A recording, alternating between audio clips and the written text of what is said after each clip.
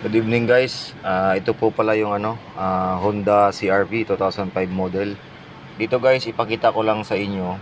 Baka na-experience nyo rin to. Itong sa automatic niya guys. So nakaraan yung drive, number 2, tsaka 1, tsaka neutral, hindi na ilaw. So dito ipakita ko sa inyo. Bali ang inadjust ko lang dito is yung yung inhibitor doon sa may transmission. So ipakita ko sa inyo guys. Nailaw guys, reverse, neutral, drive, number 2, 1. So balik tayo sa taas, park. So ayos, inhibitor lang yan. Pag may mga case na nag-blink ang drive, mag-adjust lang kayo sa inhibitor muna bago kayong mag sa transmission. Thank you.